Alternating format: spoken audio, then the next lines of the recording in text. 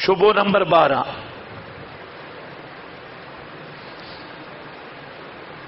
یہ بات تو اب ہمارے بچوں کو بھی حفظ ہو گئی ہے 12واں شبہ، من صلی علیہ عند قبری سمیتہ، من صلی علیہ عند قبری سمیتہ، جو میری قبر پہ درود پڑے تو میں سنتا ہوں اور دور والا پہنچایا جاتا ہے۔ اس روایت پر دو باتیں، ایک بات ہے اس کی سند پر اور دوسری بات ہے اس کے متن پر۔ میں سب سے پہلے متن کی بات عرض کرتا ہوں، سند کی دوسرے نمبر پر۔ من صلی علیہ عند قبری، جو قبر پر درود پڑے، اندہ ظرف مبہم میں، آپ نے کافیہ شرح جامی میں پڑھا اندہ لدا، اندہ ظروف مبہمات میں سے ہے، اور ظاہر بات ہے عقیدے میں دلالت قطعی کا ہونا ضروری ہے، ابہام سے عقیدہ ثابت نہیں ہوگا، تو ہم کہتے ہیں اس اندہ کی تعیین کر دو۔ ایک بات ہے، چھوٹا سا سوال ہے، اندہ کی شرعی تعیین کیا ہے؟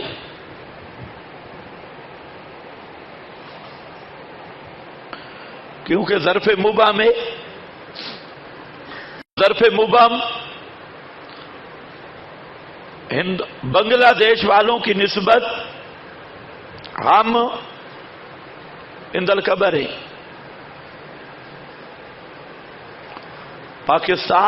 پاکستانیوں کی نسبت ایرانی عند القبر ہیں،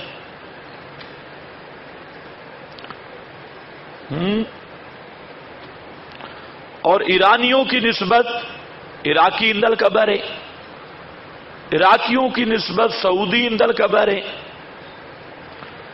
سعودیوں کی نسبت مکی عند القبر ہے، مکیوں کی نسبت مدنی عند القبر ہے، مدنیوں کی نسبت بازاری عند القبر ہے، بازاریوں کی نسبت مسجد نبی کے اندر داخل عند القبر ہے، اور مسجد نبی کئی کلومیٹر پر ہے، تو عند القبر کا کیا معنی؟ سب سے پہلی بات متن کی تعیین، جو اکابر نے اندا کی تعیین کی، سب نے، انہوں نے کہا داخل الحجرہ۔ حضرت عائشہ رضی اللہ تعالی عنہا کہ حجرے کے اندر تحقق کے اندیت ہے، اندا کا اطلاق، سمجھو بات، اندا کا اطلاق، اندیت کا اطلاق، وہ کیا ہے؟ داخل بولو داخل الحجرہ، داخل الحجرہ، اور فرماتی ہیں کہ خارج الحجرہ بعید ہے اور وراء الجدار ابعد ہے، وراء الجدار ابعد ہے۔ یہ الرد علی الاخنائی ابن تیمیہ اور فتاوی حدیثیہ ابن حجر،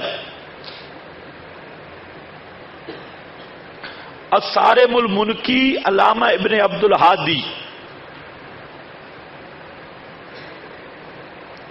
سیانت الانسان بشیر الدین کنوجی،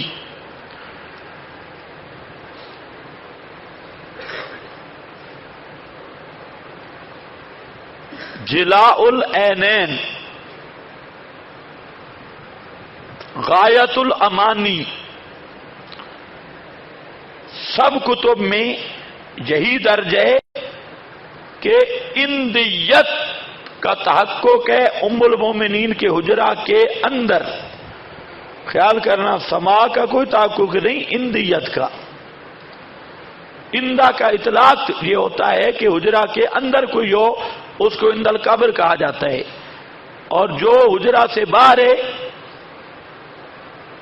وہ بعید ہے، اور جو دیوار سے باہر ہے وہ کیا ہے؟ اب اد اب اد اب اد. اب ذرا سمجھنا موجودہ صورتحال کیا ہے. اس وقت کی صورتحال، اس وقت صرف ایک دیوار نہیں، جدران خمسہ، 5 دیواریں.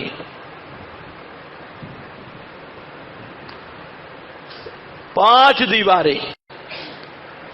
اور مسلم 5ویں دیوار سے بھی فاصلے پہ کھڑا ہوتا ہے.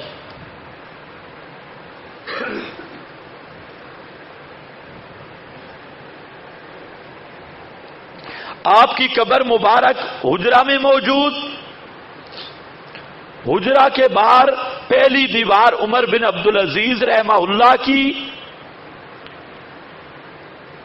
اس کے بعد نور الدین زنگی کی، اس کے بعد شبکہ اور جالی کی، اس کے بعد وہ چھوٹی دیوار زائرین کو پیچھے روکنے کی، اور جو عمر بن عبدالعزیز کی دیوار ہے اس کا دروازہ کوئی نہیں ہے. یہ بات سمجھنے کے قابل ہے. وہ دروازہ اس کا نہیں ہے، اندر جانے کا راستہ نہیں. اور آپ کی قبر مبارک، ہم نے جو وہاں کے لوگوں سے پوچھا، اور شواہد بھی ایسے ہیں کہ موجودہ جہاں مسجد نبوی کا فرش ہے اس سے کم از کم 36 فٹ نیچے، 36 فٹ نیچے اس کی بھرائی وغیرہ کر کے مسجد نبوی کا سین اونچا رکھا گیا. نیچے ڈبل گاڑیوں کے کھڑے ہونے کی جگہ ہے، اور تہخانے ہیں، اور عجیب عجیب سسٹم ہے. تو اس موجودہ تعمیر سے یہ معلوم ہوتا ہے کہ 36-40 فٹ آپ کی قبر مبارک اس سطح سے نیچے ہے جہاں ظاہر کھڑا ہوتا ہے. حجرہ بھی نیچے، اوپر 5 دیواریں. تو ایک دیوار کے بعد تھا بعید ابعد، اور 5 دیواروں کے بعد کیا ہوگا؟ اب جو موجودہ صورتحال میں سما کا قائل ہے، یہ دور سے سما کا قائل ہے یا قریب سے؟ ہم کہتے ہیں یا کافر. اور جو دور سے سما کا قائل ہو مسلمان ہے یا مشرک ہے؟ اب اس پہ تو مولانا سرفراز بھی میرے ساتھ آ جائیں گے. وہ بھی کہتے ہیں دور سے سما کا قائل کیا ہے؟ مشرک ہے. للڑ بھی کہتے ہیں دور سے سما کا قائل کیا ہے؟ مشرک ہے. تو ہم کہتے ہیں کہ تم خود دور سما کے قائل ہو.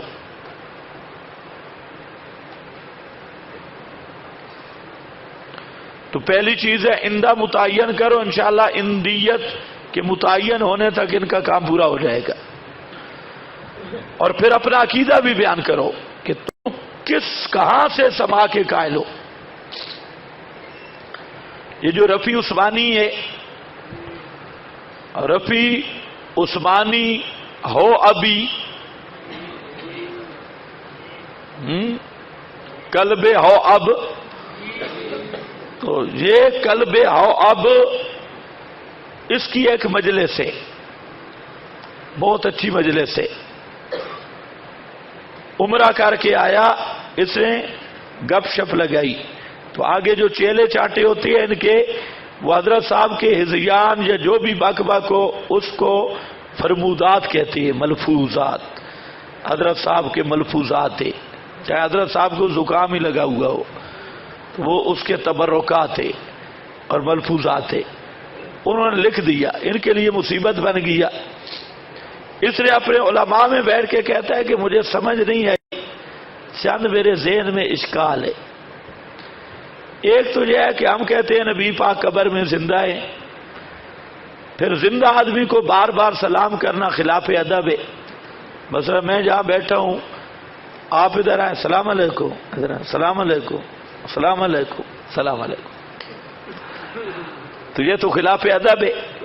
کوئی ایک دفعہ سلام ہوتا ہے، اگر آپ ادھر سے موڑ کے السلام علیکم السلام علیکم السلام علیکم، تو یہ سلام تحیہ، یہ سلام تحیہ نہیں ہوگا، سلام تحیہ ہوگا. کہتا ہے کہ ہم ادھر زندہ کہتے ادھر بار بار سلام کرتی. پھر بہت سارے آدمی ہونا تو ایک آدمی کو سلام کرنا چاہیے. ابھی آپ اتنے بیٹھے ہیں، او ماشاءاللہ، جو صوفی آخر میں سویا بیٹھے اس سمے. تو اب اگر آپ لین باندھ لیں اور شروع کر دیں السلام علیکم السلام علیکم السلام علیکم، ہمارا تو گزارا ہو جائے گا شام تک. آخری دن بھی ملنا بہت مشکل ہوتا ہے. بھئی اتنی مخلوق کو کون ملے السلام علیکم السلام علیکم السلام، لیکن وہ تو ہم مجبوراً ملتے ہیں اس امید سے کہ ہو سکتا ہے اللہ کرے آپ میں یا ہم میں سے کوئی شہید ہو تو پھر جنت میں ملاقات ہو. تو یہ، لیکن ایک آدمی آپ خود سوچیں کہ بیٹھا ہے، اس کو 1000 آدمی نے سلام کیا، وہ کہتے ہیں السلام علیکم وعلیکم السلام وعلیکم السلام وعلیکم السلام وعلیکم السلام وعلیکم السلام وعلیکم وعلیکم وعلیکم السلام.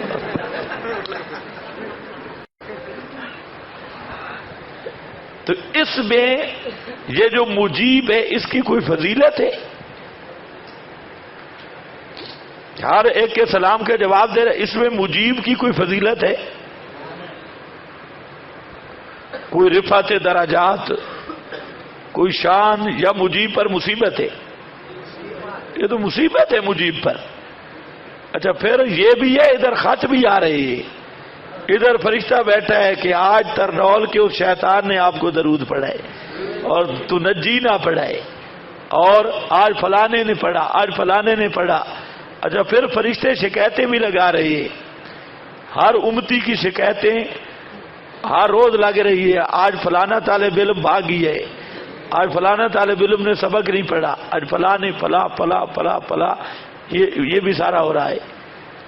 اور ہر ایک کے سلام کو بیک وقت سنتے ہیں، جواب دیتے. یہی وہ کہتا ہے، مفتی رفیع کا یہی مقصد تھا کہ اتنے لوگ سلام کرتے ہیں تو میرے ذہن کوئی مطمئن نہیں ہو رہا، کوئی اس میں کوئی فائدہ تو نہیں ہے.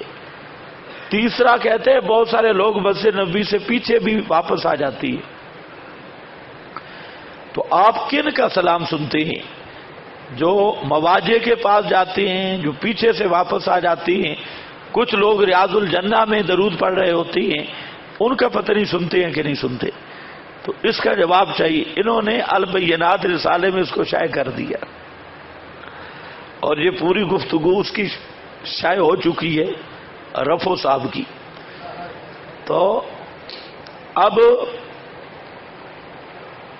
ان سے یہ بھی بات پوچھنے والی ہے، تبصرہ کر رہا ہوں ابھی. اندیت پر کلام ہے، بس اتنی بات ذہن میں رکھو. آگے یہ گپ شپ لگا رہے، اندیت کو متعین کرنا ان کا کام ہے. بس اندہ مبہم ہے، ابہام سے کوئی چیز ثابت نہیں ہوتی. بس آپ کا مسئلہ وہاں کھڑا ہے.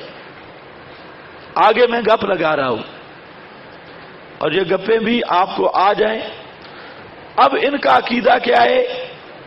وہ کراچی کا ایک محقق ہے یوسف لدھیانوی، ان کا جو مر جائے وہ اکابر مرتی بن جاتا ہے. تو وہ یوسف لدھیانوی نے آپ کا مسائل، ان کا حل، وہ ریڈیو والے سوال و جواب ہے، وہ اس میں لکھا ہے. اب چونکہ ان کے لیے تو وہ بھی نسکتی ہے، تو اس میں لکھا ہے، کسی نے سوال کیا کہ آپ کہاں سے سنتی،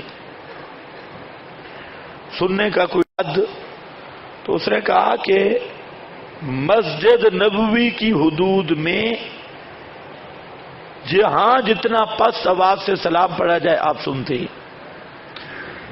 اگلی بات زبردست لکھی، اس نے کہا کہ اگرچہ مسجد نبوی یمن تک چلی جائے تو آپ وہاں سے بھی سنیں گے جتنا پاس درود ہو۔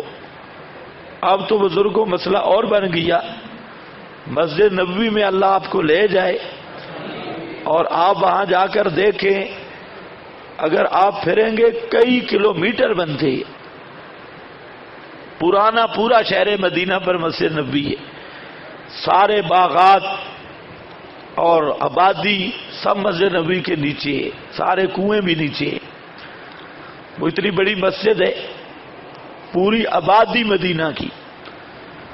اب تو اندہ اور کھل گیا، پوری مسجد نبوی کی حدود اور مسجد نبوی چلی جائے یمن کی طرف۔ ہم کہتے ہیں چلو یہ پھر بتاؤ کہ یہ سننا تحت الاسباب ہے یا فوق الاسباب ہے؟ اگر یہ سماع تحت الاسباب ہے، اس کی دلیل لاؤ۔ سری مشاہدتاً فوق الاسباب ہے، اسباب ہے ہی نہیں، وصول صوت وہاں کوئی عادی اسباب نہیں، اور ما فوق الاسباب ہے تو ما فوق الاسباب غیر اللہ کو سمیع ماننے والا وہ مشرک ہے۔ بات پھر وہاں آ کے کھڑی ہوگی۔ اگر آپ کو سمجھ آئی ہے تو اس لیے میں کہتا ہوں کہ عام مردوں کے فی الجملہ سماع کا قائل، اس کی یا موارد مخصوص کا قائل، اس کی تو کچھ نہ کوئی تعویل ممکن ہے، لیکن جو رسول پاک صلی اللہ علیہ وسلم کے سماع کا قائل ہے، اس کے تو کافر ہونے میں کوئی تردد فی تردد بھی نہیں ہے۔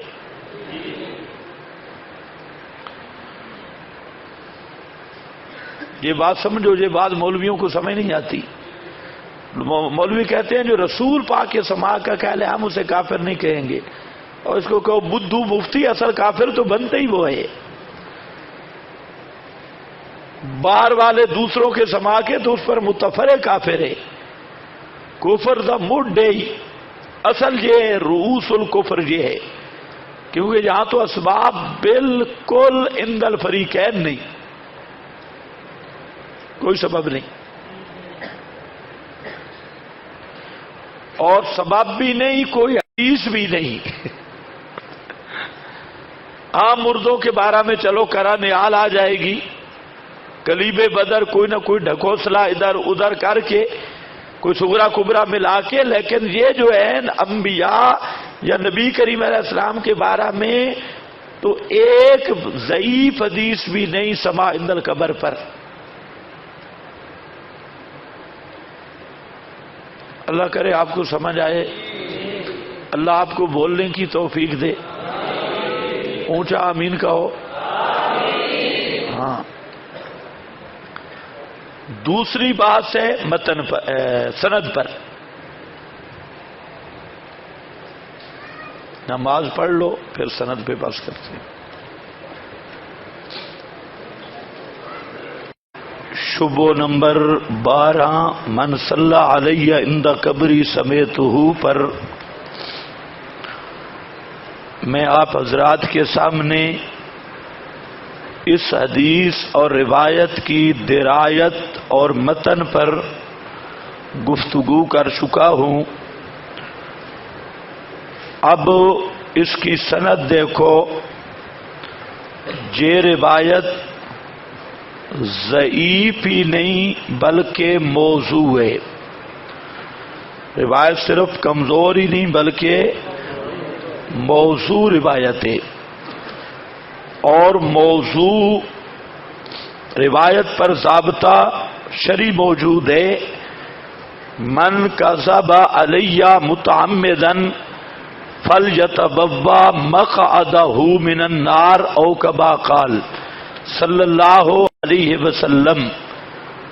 اب آپ اندازہ کر لیں کہ رسول اکرم صلی اللہ علیہ وسلم کا یہ فرمان متواتر حدیث ہے، اور 105 سے زائد صحابہ سے مروی ہے، من کذب علی متعمدا، اور اس پر علماء کی تصریحات بھی موجود ہیں کہ جو جان بوجھ کر رسول اللہ صلی اللہ علیہ وسلم پر جھوٹ بولتا ہے تو وہ آدمی مسلمان نہیں ہے، وہ آدمی کافر ہو جاتا ہے۔ اب کتنی جرت کی بات ہے کہ 35 کے قریب محدثین اس روایت کو موضوع اور من گڑت قرار دیتے ہیں، اور یہ حضرات اس کو استدلال میں پیش کرتے ہیں، اس سے استدلال کرتے ہیں اور اس پر بضد ہیں کہ یہ روایت ہے بھی صحیح۔ اور یہاں اکابر شباکابر سب گئے کہ 35 محدثین اکابر، اور ان میں علامہ اکیلی جو 30ویں صدی کا بزرگ ہے، اس سے لے کر علامہ کوثری تک،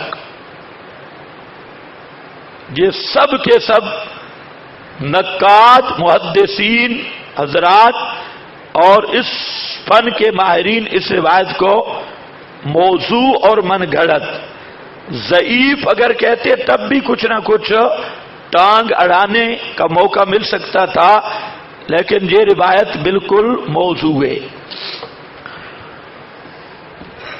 یہاں پر شیخ الحدیث مولانا سرفراز خان صفدر نے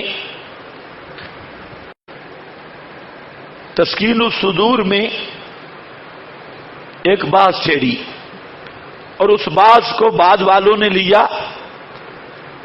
شیخ الحدیث نے یہ بات چھیڑی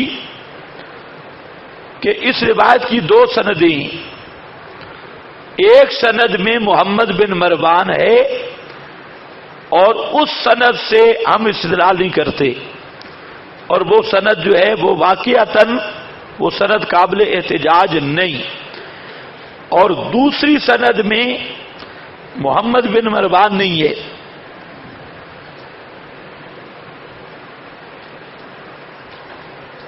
تو ہمارا استدلال اس سند سے ہے جہاں محمد بن مروان نہیں۔ اس پر مولانا سرفراز خان نے ایک راستہ پیدا کرنے کی کوشش کی، گویا من صلی اللہ علیہ کی کتنی سندیں ہیں؟ 2، حالانکہ یہ بات بالکل خلاف حقیقت ہے۔ آپ دیکھیں، ابھی آپ کے پاس یہ سارے حوالہ جات لکھے ہیں، آپ ان کو دیکھ لیں۔ محدثین کہتے ہیں تفرد بہ محمد بن مروان، اس روایت کا راوی متفرد ہے، اکیلا محمد بن مروان ہے، تفرد۔ تو پھر 2 سندیں کیسے بن گئی؟ ابو معاویہ کی سند اور ہے، ابو شیخ کی سند اور ہے، یہ سند اور، تو پھر تفرد بہ محمد بن مروان، ابن کثیر، علامہ ابن عبد الحادی، ابن تیمیہ، اور اسی طریقہ سے علامہ صاحب نبراس فرحاربی، اور یہ سب حضرات کہتے ہیں تفرد ابن کثیر تفرد بہ محمد بن مروان، کہ محمد بن مروان متفرد پھر روایت ہے، تو جب متفرد ہے تو دوسری سند آئی کہاں سے؟ تو مولانا سرفراز خان نے ان پر ایک اشکال ہوا کہ مولانا ابن عبد الحادی نے اس روایت کو تفرد بہ محمد بن مروان کیوں کہا؟ اگر دوسری سند تھی تو تفردہ کیوں آیا؟ تو مولانا سرفراز صاحب کہتے ہیں کہ ابن عبد الحادی تک وہ دوسری سند پہنچی نہیں، معلوم نہیں ہو سکی۔ کہتے بڑے بڑوں کو بہت ساری چیزیں معلوم نہیں ہوتی، پھر آگے تقریر شروع کر دی۔ لیکن بعض ذہن میں رکھ لو، یہ بھی شیخ الحدیث صاحب کا سیاہ کذب شریف ہے، کیونکہ ابن عبد الحادی نے الصارم المنکی، جہاں سے مولانا سرفراز نے حوالہ لیا، اسی جگہ پہ لکھا کہ ابو شیخ والی یا ابو معاویہ والی کوئی سند نہیں، خطأ فاحش، جو لوگ اس کی دوسری سند بیان کرتے ہیں وہ خطا فاحش ہے. تو ابن عبد الہادی کو معلوم تھا اور ابن عبد الہادی نے اس پر جرح کی، اس کو ریجیکٹ کیا، اس پر خطا ہونے کا فتویٰ دیا اور اس سند کی تردید کی ہے. یہ نہیں کہ ابن عبد الہادی کو پتہ ہی نہیں تھا اور نصرت العلوم میں وہ روایت شریف آ گئی داخلہ لینے کے لیے اور وہ سند بھی آ گئے، راوی بھی آ گئے. قطعاً نہیں. یہ شیخ الحدیث صاحب کی اور دیانتداری ہے. دیانت بھی آج کل از قبیل ازداد میں سے ہے. خیر، تو پہلی بات کہ محمد بن مروان ہی راوی ہے، متفرد ہے، دوسری کوئی سند نہیں. یہ کہتے ہیں جناب دوسری سند ہے، ہم کہتے ہیں کون سی؟ لاؤ جی ابو شیخ کی، ابو شیخ الاصبہانی اس کی. تو ہم نے ان سے مطالبہ یہ کیا کہ دوسری سند کا ماخذ لاؤ، کتاب لاؤ. کون سی کتاب ہے؟ مولانا doctor Khalid Mahmood P H D London صاحب نے لکھا ہے کہ کتاب الصلاۃ ہے، اور ماسٹر اکاڑوی کہتا ہے کہ کتاب الثواب ہے، جس میں وہ درج ہے، وہ کتاب الثواب ہے. یہ کہتے ہیں کتاب الصلاۃ. ہم کہتے ہیں جو بھی ہے اس کی سند لاؤ، ماخذ کیا ہے؟ تو کہتے ہیں کہ وہ کتاب ابھی تک شائع نہیں ہوئی، وہ کتاب ابھی تک شائع نہیں ہوئی، کہیں اس کا وجود بھی نہیں ہے، شائع بھی نہیں ہوئی. تو ہم کہتے ہیں جب تک کتاب شائع نہیں ہوتی تو قرآن کو مان لو. ما انت بمسمع من فی القبور تو شائع ہو چکا ہے نا، انک لا تسمع الموتى بھی شائع ہو چکا ہے. تو اس وقت تک قرآن کو مان لو، اور جب آ جائے گی تمہاری کتاب شائع ہو کر تو پھر اس کو مان لینا. لیکن وہ آئے گی نہیں، وہ شیعوں والا قرآن ہے جو غار میں مادی لے گیا، نہ مادی آئے نہ قرآن ہے. اذا قام القائم. تو ان کی کتاب بھی جو اصل مذہب کا عقیدہ جہاں پر تھا، کتاب الثواب یا کتاب الصلاۃ، تو وہ بیچاری کتاب بھی کوئی بکری کھا گئی یا مادی لے گیا، مادی لے کے آئے گا. تو پہلی بات ہے وہ ماخذ بھی کوئی نہیں. پھر اسی سند پر پہلا راوی ابو شیخ ہے، اور ابو شیخ کی جملہ تصانیف طبقہ رابعہ سے یا قائد اسلام میں علامہ حقانی جو پہلے تعارف کروا چکا ہوں اس میں آ چکا ہے. تو اور طبقہ رابعہ سے اجماع منعقد ہو گیا بقول اکابرین دیوبند کے کہ اس سے عقیدہ بھی عمل بھی ثابت نہیں ہوگا، عقیدہ تو دور کی بات ہے. دوسرا یہ جو ابو شیخ ہے، اس ابو شیخ خود گڑبڑ آدمی ہے خود، اور یہ نصرت العلوم سے کتاب شائع ہوئی. تانیب الخطیب جو عربی کتاب ہے اس کا ترجمہ ہے. حاشیہ بغداد، تاریخ بغداد، تانیب الخطیب، اس میں مولانا عبد القدوس کارن اس نے لکھا کہ ابو شیخ خود قابل اعتماد نہیں. امام ابو حنیفہ کے خلاف جتنے خواب اور مصالب کی روایتیں ہیں وہ ابو شیخ نے گھڑی ہیں. تاریخ بغداد میں اس کا وضاع اور ہیڈ ابو شیخ ہے. تو اب دوسرا، پہلے تو کتاب طبقہ رابعہ، اب مصنف بھی 10 نمبری ہے. یہ بھی 2 نمبر چلو کر لو، 10 نہ کرو. تو وہ امام صاحب پر بدنام کرنے والا مصالب تو ان کو کہو کہ پھر حنفی ہونا چھوڑ دو. ابو شیخ اگر قابل اعتماد راوی ہے تو ابو شیخ کی وہ روایات جو امام صاحب کے خلاف تاریخ بغداد بھری ہے وہ بھی ذرا لو اور پھر غیر مقلد بنو. اپنے آپ کو حنفی کس منہ سے کہتے ہو؟ پھر اس سند میں ایک راوی ہے عبد الرحمن بن احمد العارج. آپ کے پاس ادھر تسکین الصدور ہے کسی کے پاس؟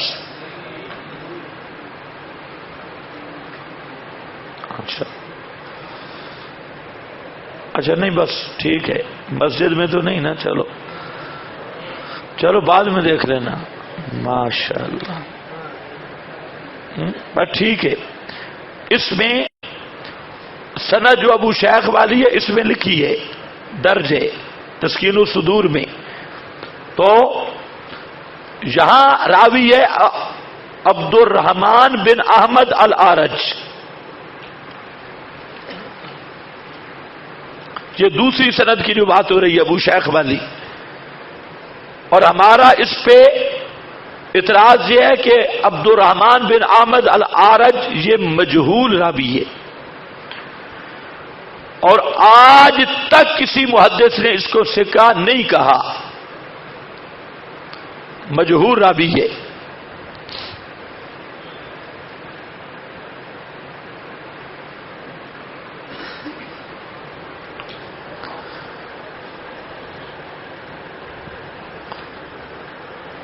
اور مولانا سرفراز نے خود لکھا ہے اس احسن الکلام میں کہ اللہ تعالیٰ نے ہمیں اس بات کا مکلف نہیں بنایا کہ ہم اپنا دین مجہولین سے حاصل کریں، مجہولوں سے دین لیں.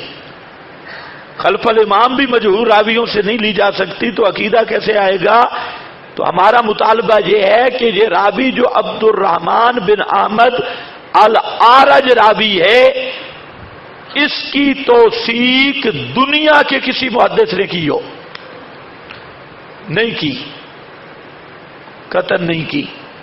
تو یہ راوی کیا ہے؟ مجہول.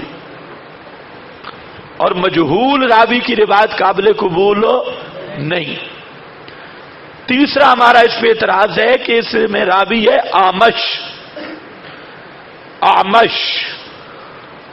آمش مدلس ہے، اور یہاں انا ہے. اور آپ نے یہ باتیں پہلے پڑھ رکھی ہیں کہ انعنۃ المدلس لا یقبل الا فی الصحیحین، صحیحین کے علاوہ انعنۃ المدلس قابل قبول ہی نہیں. پھر اس میں ایک راوی ہے ابو معاویہ. ابو معاویہ کو ہم کہتی ہیں کہ قابل اعتماد ثقہ ہے لیکن مدلس ہے. لیکن ماسٹر امین نے لکھا ہے کہ خبیث قسم کا رافضی تھا. یہ ابو معاویہ کیا تھا؟ خبیث قسم کا رافضی، تجلیات صفدر. تو اب یہ حالت ہے اس روایت کی جو مولانا سرفراز زور لگا رہے ہیں کہ ہم دوسری سند پیش کر رہے ہیں، دوسری کا یہ حال ہے. اور مولانا جہاں پر عجیب تعارض کا شکار ہوئے. احسن الکلام میں ایک روایت پہ بات آئی، غیر مقلد عالم نے پیش کی، اور مولانا نے اس پر اعتراض مولانا کا یہ تھا کہ یہ مجہول راوی ہے. اب غیر مقلد عالم نے ایک قانون پیش کیا کہ دار قطنی اور فلاں امام کا قانون ہے کہ اگر ایسا محدث ہو جس کے آگے دو شاگرد ہوں تو اس کی جہالت دور ہو جاتی ہے.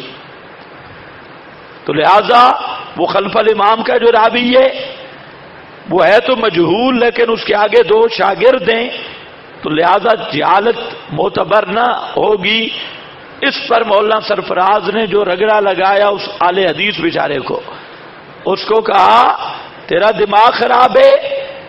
جمہور کے نزدیک ضابطہ یہ ہے کہ جب تک کوئی محدث ثقہ نہ کہے اور ثقات کی دلیل نہ ہو وہ جہالت رفع نہیں ہوتی. اور یہ جو دو شاگردوں والا مسئلہ ہے یہ تو صرف ایک دو مولوی کا مسئلہ ہے. پوری امت کہتی ہے کہ دو شاگردوں تو اس کی جہالت مرتفع نہیں ہوگی. لیکن اب جب آیا تسکین الصدور میں تو عبد الرحمن بن احمد العارج یہ مجہول راوی تھا، تو جہاں آ کر پھنس گیا. کہتے اس کے بھی دو شاگرد ہیں، لہذا جہالت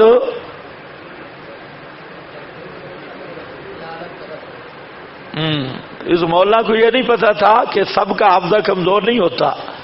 آثر الکلام میں کیا لکھا، یہاں کیا لکھا، تو یہ بھی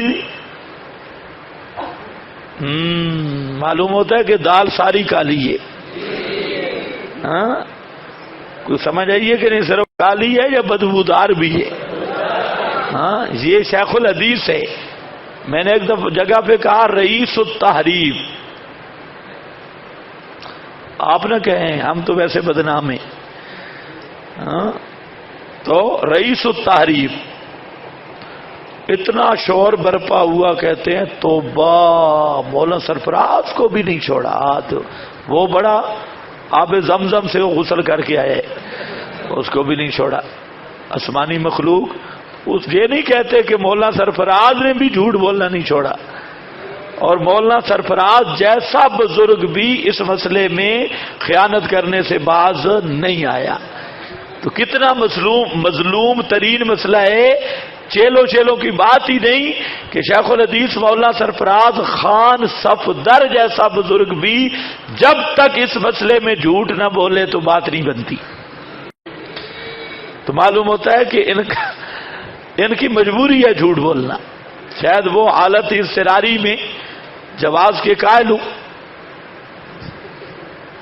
نہیں سارے اکابر جا رہے.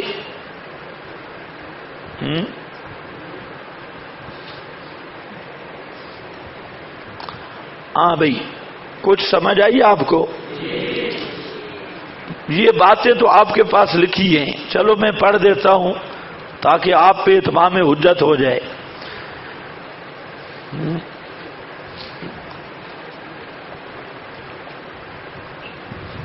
یہ روایت موضوع ہے. قال ابن عبد الہادی لیس لہ اصل، اس روایت کی کوئی اصل نہیں ہے. اصل یہی بات ہے کتاب الضعفاء اکیلی کی صفحہ 400 پر لا اصل لہ. اور جو اکیلی بزرگ ہے یہ کب کا گزرا ہے؟ 3 صدی. عنایت اللہ شاہ صاحب سے پہلے ہے یا بعد میں ہے؟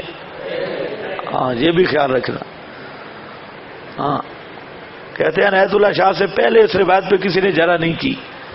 اس دن وہ سرگودے والا گدھا لگا ہوا تھا کہ یہ روایت زیادہ سے زیادہ محدثین نے کہا نا ضعیف ہے، تو ضعیف فضائل اعمال میں چل سکتی ہے. اب فضائل اعمال میں چل سکتی ہے. خدا تمہیں ایسی لعنت کرے جیسے شیطان پہ کی ہے. ہاں بھئی امت کو گمراہ کرنے والا شیطان پیر بن گیا. دیکھو لیس لہ اصل بلم یحدث بھی ابو ہریرہ، یہ حضرت ابو ہریرہ نے اس کو بیان نہیں کیا. یہ صفحہ 216. علامہ ابن کثیر فرماتے ہیں تفرد به محمد بن مروان وفی اسنادہ ناظر، اس کا راوی اکیلا محمد بن مروان اور یہ سند صحیح نہیں. تفسیر ابن کثیر صفحہ 421 جلد 6. اور امام ابن تیمیہ فرماتے ہیں لا یعرف من حدیث محمد ابن مروان السدی الصغیر عن الاعمش وهو عند اہل المعرفۃ بالحدیث موضوع علی الاعمش. یہ محدثین کے نزدیک روایت کیا ہے؟ موضوع علی الاعمش، یہ اعمش پر موضوع ہے. الرد علی الاخنائی، یہ امام ابن دہیہ فرماتے ہیں موضوع لا اصل لہ تفرد به محمد بن مروان اسن المطالب. علامہ عبدالعزیز فراروی فرماتے ہیں تفرد به محمد بن مروان کوثر النبی. مولانا حسین علی فرماتے ہیں تفرد به محمد بن مروان تفسیر بے نظیر. علامہ ابن جوزی فرماتے ہیں لا اصل لہذا الحدیث، اے حدیث الاعمش موضوعات ابن جوزی، اس روایت کی کوئی اصل نہیں. امام اکیلی فرماتے ہیں لا اصل لہ عن الاعمش کتاب الضعفاء اکیلی کہ یہ اس روایت کی لا اصل لہ کوئی اثر موجود نہیں ہے. محمد بن مروان کے متفرد ہونے پر درج ذیل حوالہ جات ملاحظہ کریں. نمبر 1 القول البدیع صفحہ 154 علامہ سخاوی کی. جلاء الافہام صفحہ 22 میزان الاعتدال صفحہ 213 جلد 3 تذکرۃ الموضوعات علامہ طاہر فتنی پٹنی صفحہ 90 تاریخ بغداد جلد 10 صفحہ 291 سلسلہ احادیث ضعیفہ صفحہ 239 اور اللعال المصنوعہ یہ سیوطی کی ہے. یہ روایت بیچاری اتنی مظلوم ہے کہ سیوطی نے بھی اس کو کیا کہا ہے ضعیف. سیوطی نے بھی کیا کہا ہے ضعیف. جس کو سیوطی راج کر رہا ہے تو آپ خود اندازہ کریں کہ اس کی حیثیت کیا ہوگی. یہ اللہ علی یہ لو ان کی جمع سیوطی کا رسالہ ہے اس میں یہ.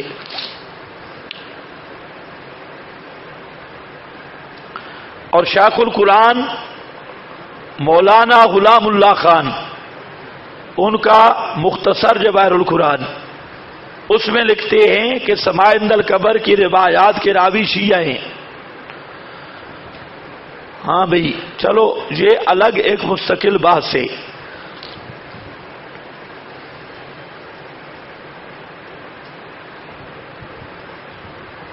اس کے بعد آپ کے پاس لکھا ہے اگر یہ کذب سری تسلیم ہی کر لیا جائے کہ اس کی کوئی دوسری ابو شیخ والی سند بھی ہے تو ان تمام محدثین کی تکذیب کے ساتھ حاصل پھر بھی کچھ نہیں ہو سکتا کیونکہ سند ابو شیخ خود حضرت ابو شیخ بھی خطرناک ہے.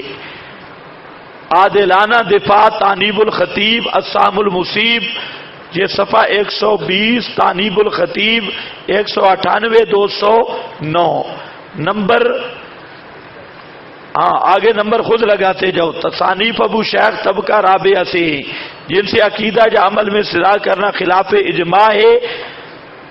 اجالا نافع ازالت الریب براہین قاطعہ عقائد اسلام اس میں ایک راوی عبد الرحمن بن احمد العرج ہے جس کی توثیق ثابت کرنا کسی کے بس میں نہیں. ساری دنیا للوڑیت جمع ہو اس کو ثقہ ثابت کریں. نمبر 3 اس میں عامش مدلس سے انانا ہے اور غیر سیین کی روایت ہے فلہذا درست نہیں. طبقات المدلسین تہذیب التہذیب 224 اس میں لکھا ہے کہ عامش مدلس راوی ہے اور مدلس کی روایت کا قبول نہ ہونا نخبہ علل سب کے اندر درج ہے سب اصول حدیث کی کتابوں میں. اور نمبر 4 اس میں ابو معاویہ مدلس ہے اور بقول اکاڑوی خبیث مرجع شیعہ بھی ہے اس لیے معتبر نہیں. تجلیات صفدر طبقات المدلسین تہذیب التہذیب.